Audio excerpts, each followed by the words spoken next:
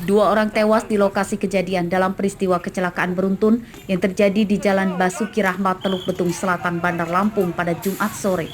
Kecelakaan ini melibatkan 3 kendaraan, yakni mobil minibus, pickup, dan 1 motor.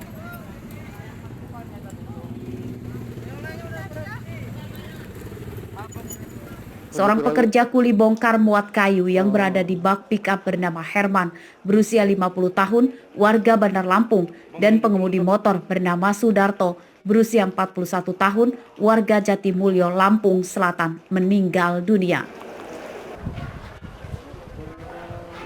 Dari hasil olah TKP polisi, kecelakaan itu diawali dari hilangnya kendali mobil minibus yang dikemudikan oleh Stephen Andrian, warga Bandar Lampung. Minibus oleng dan menabrak pick-up serta motor dari arah berlawanan. Tapi setelah itu kita cek memang kecepatan sangat tinggi. Kronologisnya kalau melihatnya dia akan memotong dalam suatu kendaraan. Pada saat dia akan memotong terjebak dengan ada kendaraan R2 yang dari depan hingga dia tidak bisa menghindar. Itu sempat dibawa rumah sakit, tinggalnya di rumah sakit. Yang satu orang Jatimulyo, Sidomulyo, yang satu orang Teluk. Status Stephen sudah tersangka ya Pak? Sementara sudah kita tetapkan sebagai tersangka. Pasalnya 310 ayat 4 sementara yang kita terapkan. Saat diperiksa polisi, pengemudi minibus mengaku mengalami penurunan konsentrasi akibat kelelahan usai mengemudi jarak jauh dari luar kota.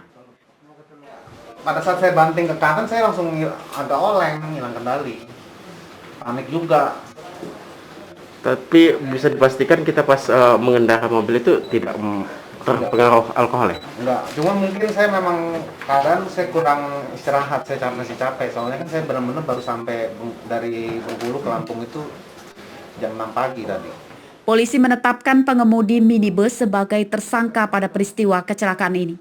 Tersangka dijerat dengan pasal 310 ayat 4 karena lalai mengemudi sehingga menyebabkan korban jiwa dengan ancaman hukuman 6 tahun penjara.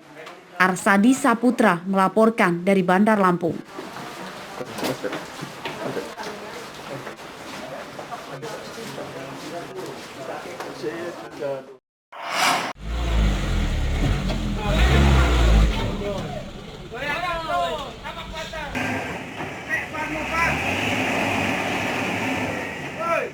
Truk muatan limbah kayu dan pasir ini terjebak dalam lumpur di Jalan Desa Haduyang Ratu, Kecamatan Padang Ratu, Lampung Tengah pada Minggu siang. Meski sempat ditarik truk lain, namun truk muatan limbah kayu dan pasir ini gagal mentas dari kubangan lumpur. Kedua truk akhirnya berhasil dievakuasi setelah dibantu warga sekitar yang mendatangkan traktor bajak. Kedua truk ditarik dengan bajak. Menurut warga, pemandangan serupa merupakan hal biasa di desa ini karena jalan di desa ini rusak parah sudah sejak lama namun tidak kunjung diperbaiki. Saat musim hujan dipastikan banyak truk yang terjebak di dalam lumpur. Truk pun tak bisa menghindar karena tidak ada jalan lain.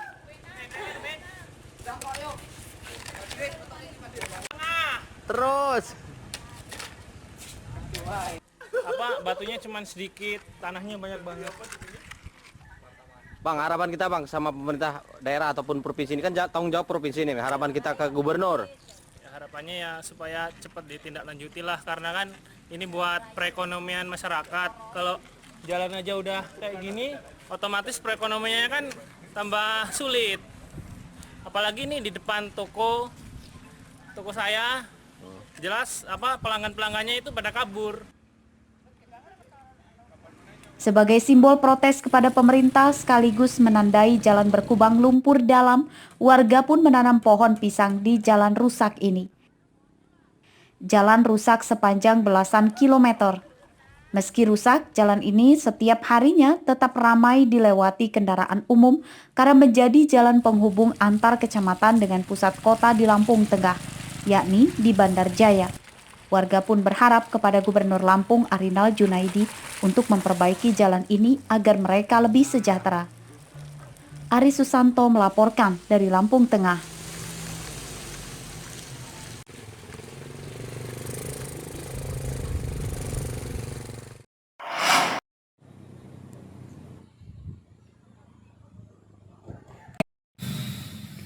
Masih terkait jalan rusak di Lampung. Selain di Lampung Tengah, jalan rusak juga terjadi di Mesuji.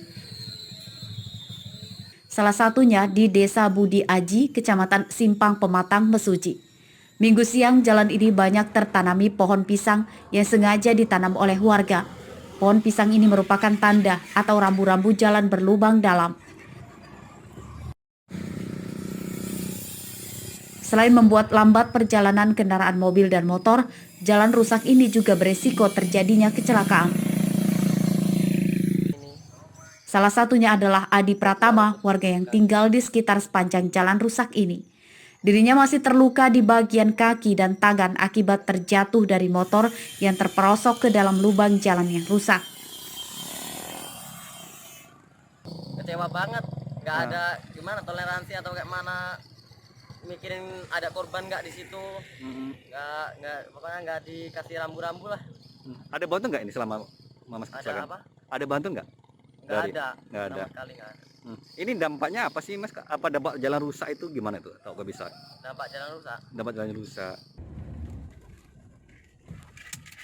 Jalan rusak di Mesuji ini sebenarnya bukanlah pemandangan yang tidak sulit ditemukan di Lampung. Di Lampung sendiri, masyarakat sudah akrab dengan kondisi jalan rusak di mana-mana.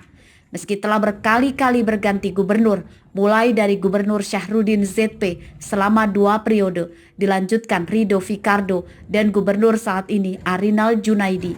Namun sebagian besar jalan rusak di Lampung tetap saja dibiarkan tidak kunjung diperbaiki.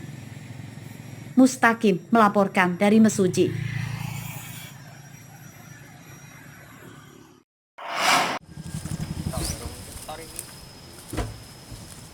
Petani singkong di Lampung Tengah juga harus menelan pil pahit karena terus merosotnya harga komoditas singkong.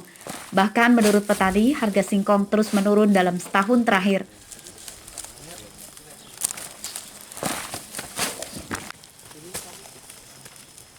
Pada Minggu siang, para petani singkong terlihat tetap memanen singkongnya, meskipun harga jual kini hanya Rp800 per kilogram. Belum dipotong biaya repaksi atau pengurangan harga karena kualitas singkong yang buruk hingga 30%.